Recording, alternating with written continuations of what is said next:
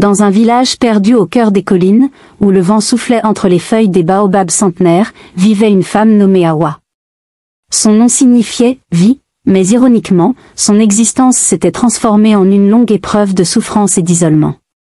Hawa avait été aimée autrefois, comme une sœur, une amie, une confidente. Elle avait une famille aimante, un mari et un enfant, le fruit de leur amour. Son fils, petit et vif, était la lumière de sa vie. Mais tout bascula un soir de pluie, lorsque la maladie emporta son enfant en quelques jours, sans pitié, laissant un vide abyssal dans son cœur. Ce vide, cependant, ne fut pas seulement un gouffre intérieur. Le village, imprégné de superstitions anciennes, vit en cette perte un présage funeste.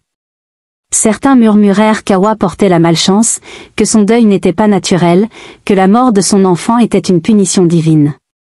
Peu à peu, les regards se firent lourds, les sourires disparurent.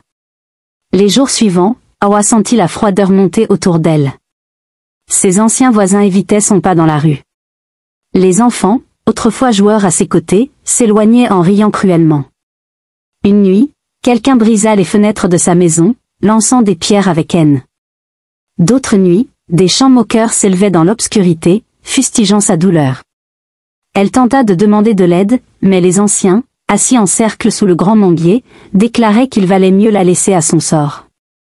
On disait qu'elle avait apporté la honte au village, que sa tristesse était un poison contagieux. Même son mari, effrayé par cette atmosphère pesante, s'éloigna peu à peu, préférant la compagnie des hommes du village à celle d'une épouse endeuillée. Hawa devint alors l'ombre d'elle-même. Chaque matin, elle quittait sa maison brisée pour aller au puits, où elle puisait l'eau froide, seule. Elle gardait les vêtements de son fils, les caressait doucement, et pleurait sans fin, un chagrin silencieux que personne ne voulait entendre. Le poids de la solitude devenait une prison, et le regard haineux des siens, un supplice quotidien. Les saisons passaient, mais la douleur ne s'effaçait pas. Pourtant, au fond d'elle, une flamme fragile résistait. Elle voulait croire qu'un jour, le village comprendrait, qu'on la réhabiliterait. Mais les jours s'enchaînaient, rythmés par la cruauté et l'indifférence.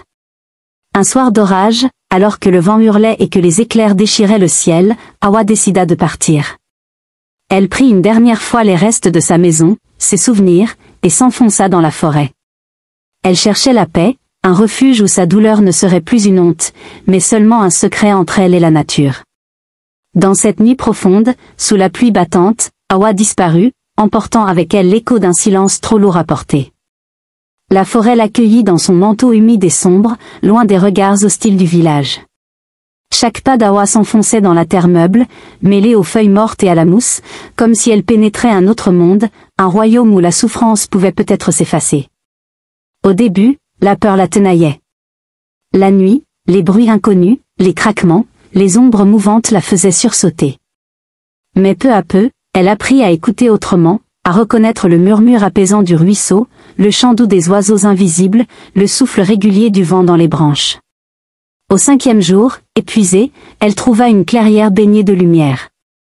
Là, un vieil arbre immense s'élevait, ses racines noueuses semblant l'enlacer. Elle s'assit au pied de cet arbre, se laissant aller aux larmes qu'elle retenait depuis si longtemps. Dans cette solitude, le poids de la douleur devint presque tangible, mais aussi, étrangement, un baume sur ses plaies. C'est là qu'elle fit une rencontre inattendue, un homme, un voyageur venu de loin, aux yeux empreints de sagesse et de douceur. Il s'appelait Matar. Lui aussi portait en lui des blessures, mais son regard semblait chargé d'une profonde compassion. Matar lui parla sans juger, lui raconta ses propres exils, ses combats, ses pertes. Il lui offrit un peu de pain et d'eau, et surtout, il lui donna un peu d'espoir. Avec lui, Hawa redécouvrit la force du partage, de la parole libérée. Les jours suivants, elle apprit à marcher avec lui, à s'orienter dans la forêt, à cueillir les fruits sauvages et à écouter les signes de la nature. Peu à peu, elle sentit renaître en elle une énergie nouvelle, douce et puissante à la fois. Mais son passé la suivait comme une ombre persistante. Elle rêvait souvent de son fils, de son village, de la maison où le silence s'était installé. Le cœur lourd, elle comprit qu'elle ne pourrait jamais vraiment fuir ce qu'elle était, ni oublier ce qu'elle avait perdu. Un matin, après une nuit d'orage, Matar lui tendit la main. « Tu ne peux pas rester cachée pour toujours, Hawa. » La vraie paix ne vient pas de la fuite, mais de la réconciliation.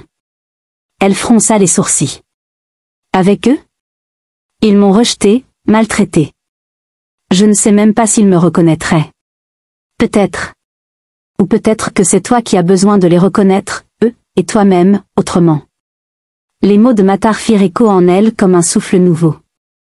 Elle sentit qu'une part d'elle aspirait à revenir, à affronter ses démons, à briser le mur de silence et de haine.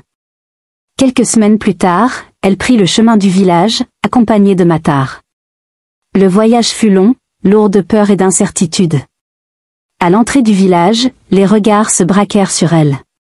Certains murmurèrent, d'autres détournèrent la tête. Mais au lieu de fuir, Hawa marcha droite, la tête haute, portant en elle la force fragile de sa renaissance.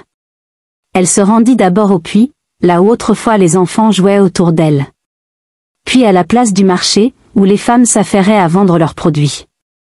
Lentement, elle commença à parler, à raconter ce qu'elle avait vécu, ce qu'elle avait ressenti, ce qu'elle avait appris. Ce ne fut pas facile. Beaucoup restèrent froids, d'autres hostiles. Mais quelques-uns l'écoutèrent vraiment, avec leurs cœurs ouverts. Petit à petit, le mur de haine se fissura. Hawa n'oublia jamais la douleur de la perte, ni les nuits de solitude. Mais elle trouva dans le pardon, dans la résilience, une nouvelle forme de vie, plus vraie et plus libre. Le village changea aussi. Il apprit à voir au-delà des superstitions, à accueillir la douleur comme une part de l'existence humaine, et non comme une malédiction. Ainsi, de cette femme rejetée naquit une force discrète mais inébranlable, celle qui transforme le silence en un champ d'espoir. Le retour d'Hawa au village fut un choc. La rumeur s'était répandue avant même qu'elle n'y mette le pied, la femme revenue de la forêt, disaient certains, avec crainte ou mépris. À sa première apparition sur la place centrale, un silence lourd s'abattit. Les étals s'immobilisèrent, les conversations s'interrompirent. Même les enfants qui auparavant la fuyaient la regardaient avec curiosité mêlée d'appréhension. Un homme s'avança, Abdoulaye, le forgeron du village, connu pour sa franchise. Il fronça les sourcils en la voyant. « Hawa. Tu es revenu. Pourquoi ?» Hawa, le regard calme, répondit avec une voix douce mais ferme. « Parce que je n'ai nulle part ailleurs où aller. Parce que la douleur m'a changé, mais elle ne m'a pas brisé. Je suis revenu pour dire que la vie ne s'arrête pas avec la perte. Et pour demander que la haine cesse. » Une femme plus âgée, Fatoumata, s'approcha, les mains serrées. « Tu sais bien, Hawa, que tout le village t'a crainte. Que ta tristesse a fait peur. On ne sait pas comment t'aider. » Hawa hocha la tête. « Je comprends cette peur.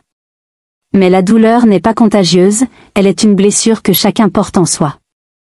J'ai appris à vivre avec la mienne, et je veux qu'on vive ensemble, même avec nos blessures. » Petit à petit, les habitants commencèrent à s'ouvrir. Des femmes lui proposèrent de venir les aider à la cuisine, des hommes lui demandèrent de raconter ce qu'elle avait vécu dans la forêt. Un soir, autour du feu communal, Hawa raconta ses jours d'errance, ses rencontres, la force qu'elle avait trouvée dans le silence et la nature.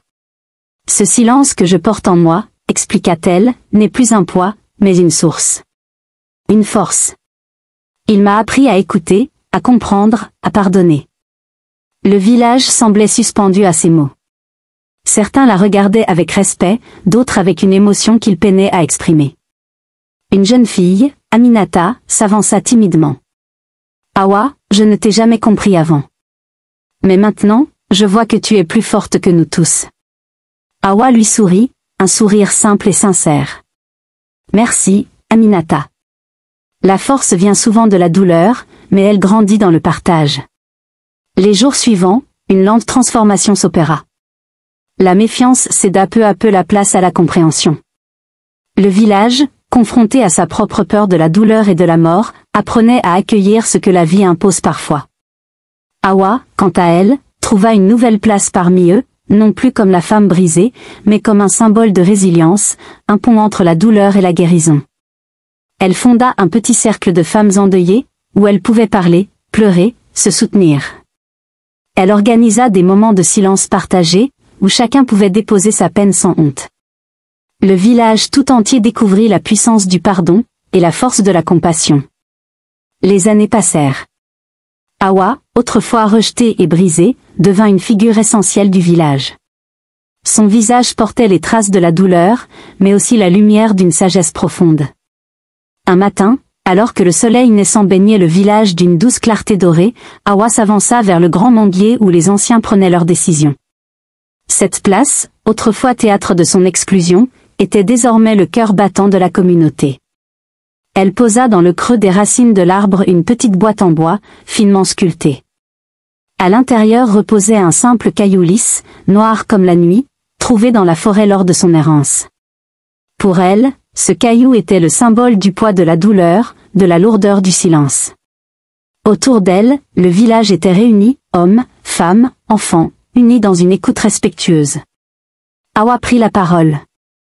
Ce caillou, je l'ai porté longtemps, sans savoir où le déposer. Il représentait ma souffrance, mon isolement, la mort de mon enfant. Mais aujourd'hui, je vous le confie. Je le dépose ici, aux racines de cet arbre qui a vu grandir nos vies.